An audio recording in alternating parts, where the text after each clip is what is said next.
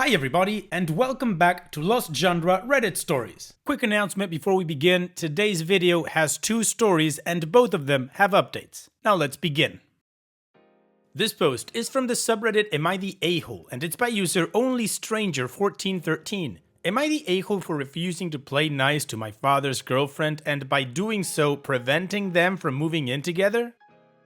Some background information. My mother, 37, had me, 20 male, at 17. She was never a mother to me and I was raised by my grandparents and later my uncle, 34 male. When I was 8, my grandma got sick and my uncle, who was 22 at the time, started taking me in and I moved in with him full time at 12. I only saw my mother for family events and she was always criticizing me, how I looked, my hobbies and what I liked. By 14, I refused to talk to and or see her. When I was 18, my uncle proposed to legally adopt me. I decided to go see my mother one last time to inform her and have some closure. During this talk, she told me my father's name.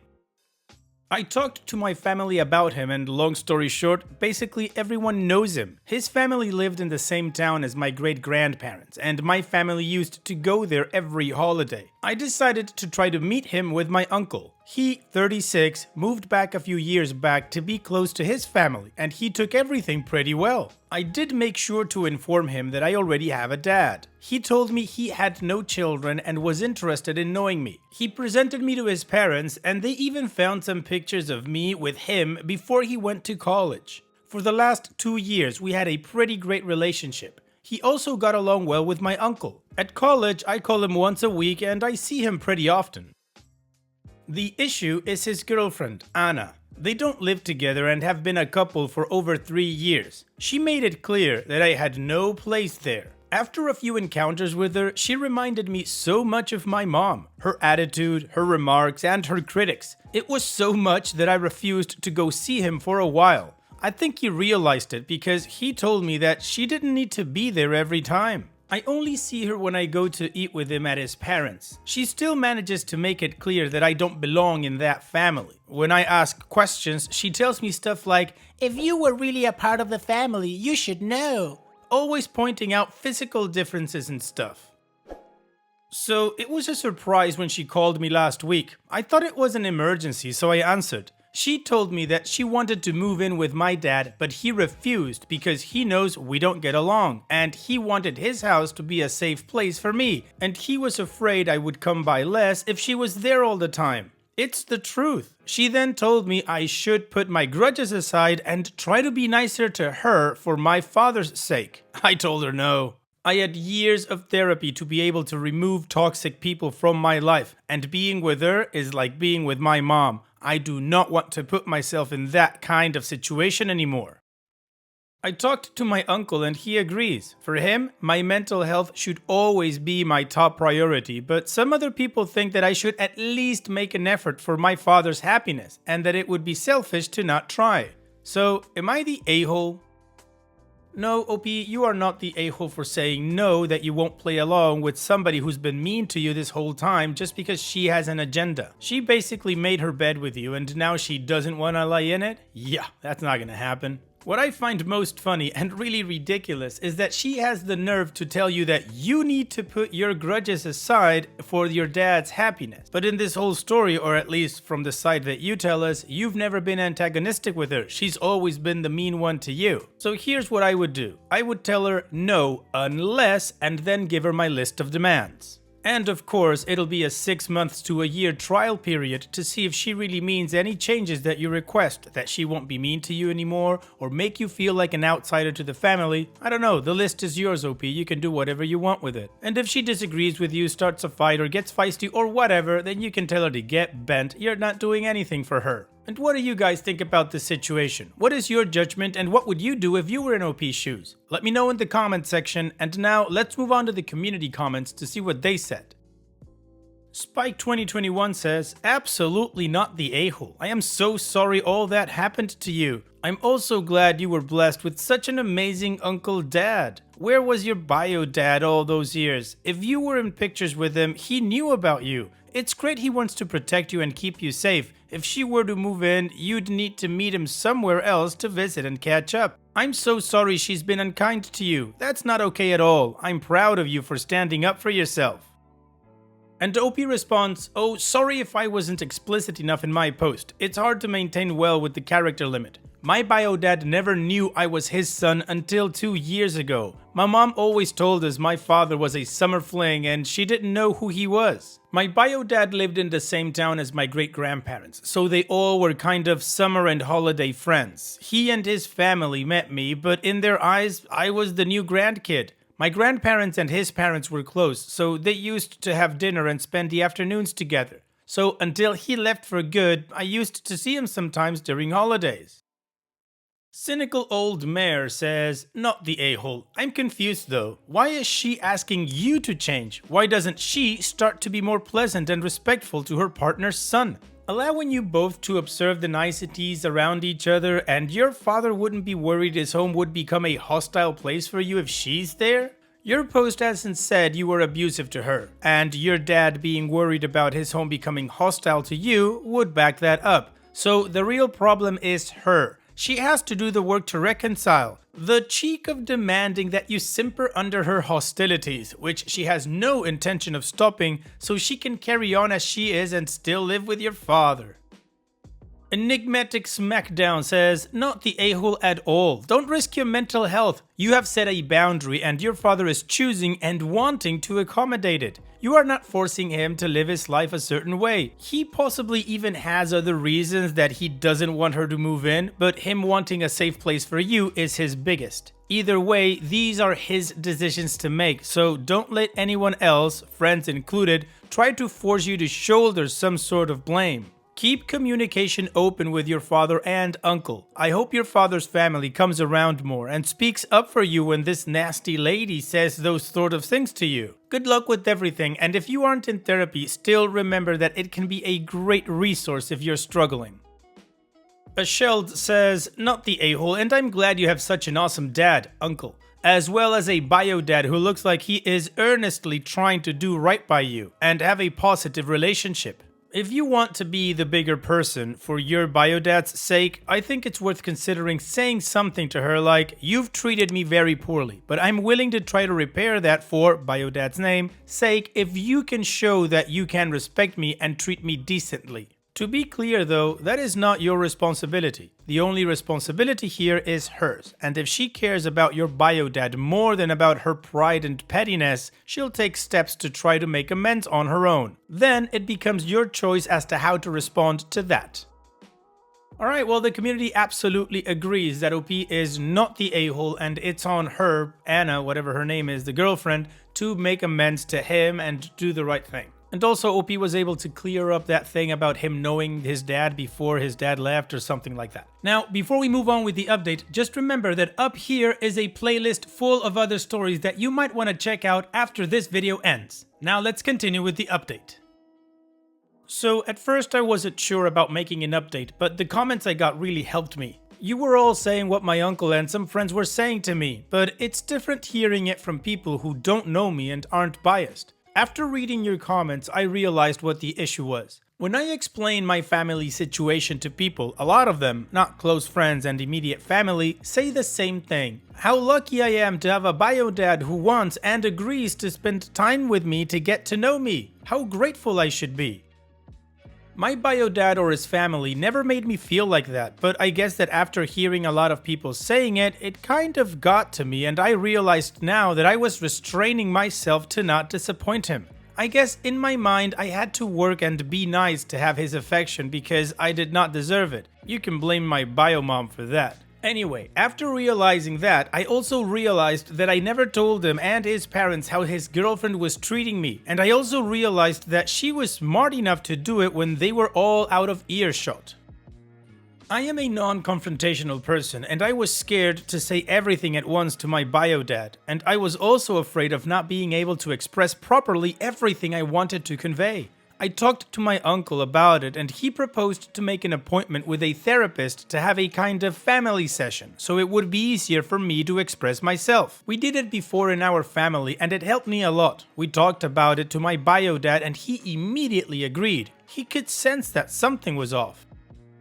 Anyway, during the session, I kind of exploded. I started talking and couldn't stop myself. At first, I felt that it made no sense because I was saying everything and nothing at once, but luckily, the therapist helped a lot. We all had a very long talk and put everything on the table. My bio dad had no idea that it was this bad with his girlfriend, and he was really appalled and remorseful for not realizing it. Something that angered him and my uncle a lot was the comment about me not looking like my dad, which I never took notice of because it's true. My mom and uncle are half Filipino, and I took everything from the Filipino side except his dimples. Apparently, the comments about me not being part of the family were because of my racial background. So yeah, on top of everything, she was a racist. All of this happened last month, and since then, he broke up with her, and I try to be more honest about what I feel without being afraid of what he thinks. He also proposed to continue family therapy if I feel like it would help me talk about certain topics. This relationship is still a work in progress, but honestly, I feel very good about it. And some of you asked, but yes, my uncle adopted me when I turned 18. So thanks again for all your help and all your kind words. I was really expecting to be called an a-hole when I wrote the original post. Well, OP, this is definitely a positive and happy update. Good for you for taking the step to talk to your uncle and your dad and be able to make this whole thing happen. Now she's out of the picture and your relationship with your dad is getting better every day. So all the best to all of you, OP. Thank you so much for sharing. Now let's move on to the next story that, like I said, also has an update.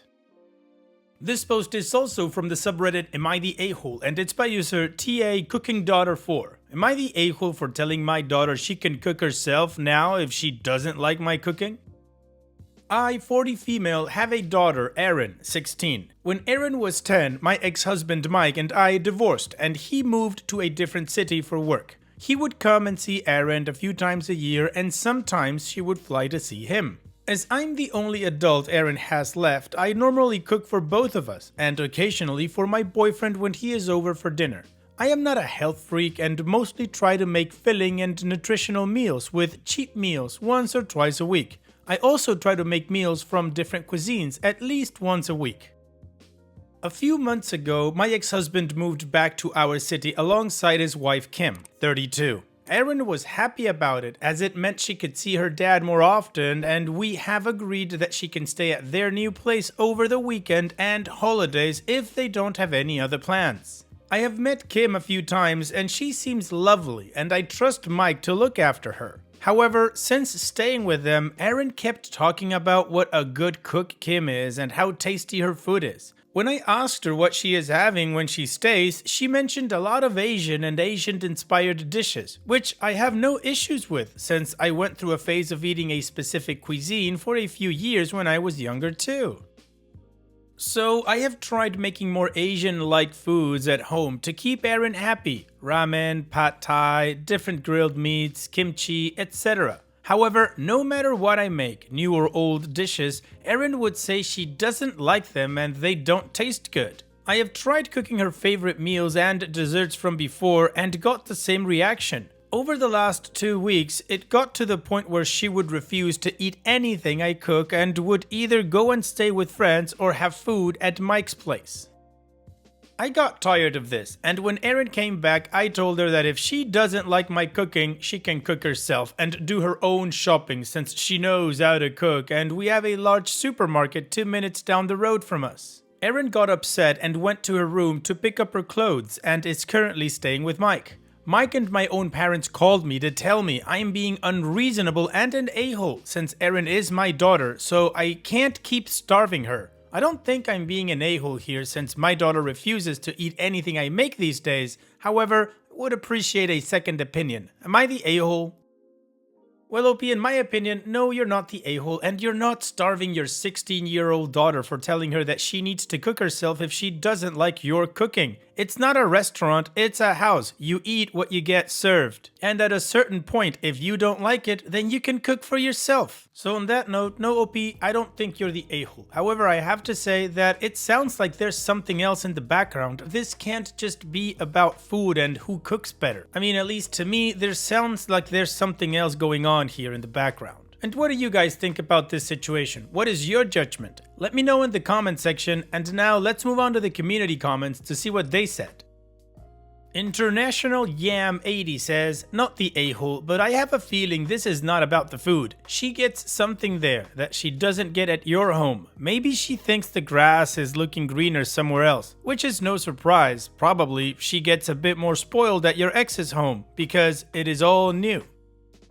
Solo Throwaway in Numbers says, not the a-hole, your daughter's being a brat. Had she been younger, it could have been brushed off as kids being honest. Good, but not knowing what they are saying can be hurtful. She's old enough to know and to be tactful. She just chooses not to, which comes off a bit malicious even if that's not her intent. Your solution is really good. Stand by it. Don't be drawn into a cooking competition with the ex's new partner. It's been rigged against you anyway. She's your daughter's shiny new toy. And even if that wasn't the case, living your life to their standards is no way to live. Will you keep changing things in your life if they are not up to the standards of the ex's life so as to appease your daughter? Let her cook for herself. She can get Kim to give her cooking lessons if she likes her cooking that much. Your parents are also welcomed to cook for her. See if their cooking meets their standards. Plays with Dolls still says, not the a-hole, you aren't starving her, you are telling her you aren't going to keep making food that will go to waste because she won't eat it and is going elsewhere. Tell her when you are going shopping and ask what ingredients she needs for her meals and buy them. Have them on hand so she can make her food, but don't go out of your way for when she has made it clear she doesn't intend to eat what you make anymore. Additional information from OP's comments. I have asked her if she wanted anything specific, hence why I've made a few of her favorite dishes as she wanted them. But apparently, now they are not up to her taste. The food I make is always available in the fridge. If it is not eaten by the time she goes to school, then I or my boyfriend will eat it for lunch ourselves and make something new for dinner. Plus, there are always snacks, cereals, different sides, fruits and veggies in the fridge or cupboards, which she can help herself with. Also, I have taught her how to cook and she is a fairly good cook herself. She has her own spending money and saving money, and if she needs groceries, I'll transfer her money over. Anyway, the reason why I stepped in and started doing most of the cooking is that she got really busy at school with all the extra activities she chose to attend. So, I wanted Erin to be able to relax. I haven't pushed her to do all those extras she does. It was her choice and she seems to be enjoying them. Alright, well, the community gave us a huge not the a-hole and OP gave us a little bit more context as to see what's going on here. Now, let's move on to the update to see what happened and how the story ends.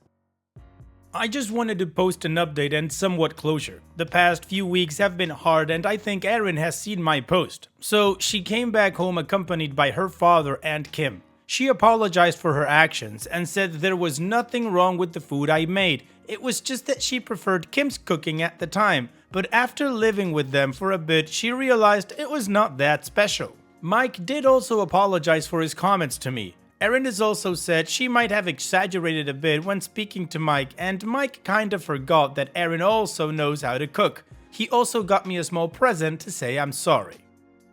We sat down and Kim gave her perspective. As she runs a local restaurant, when Erin was staying over, originally Kim would make restaurant quality dishes that she would serve to the clients, and a lot of times they used more and stronger spices or different and more expensive ingredients depending on the dish, and sometimes MSG to enhance the flavor of sauces. When Erin moved in with them, and not just coming to see them over the weekend, Kim switched to making similar dishes but in a more domestic style, so probably that's why Erin didn't like mine and homemade Kim's meals as they had fewer spices or sauces. She also explained it to Erin.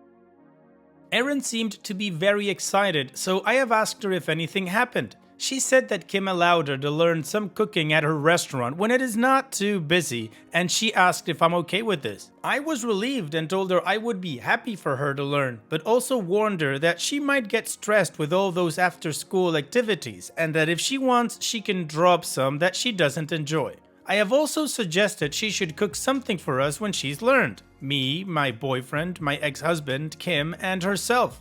maybe once a month to see how close it would be to the restaurant level. We have also agreed to have some cooking days where Kim and I share and exchange our secrets and techniques when cooking, and Aaron is free to join in.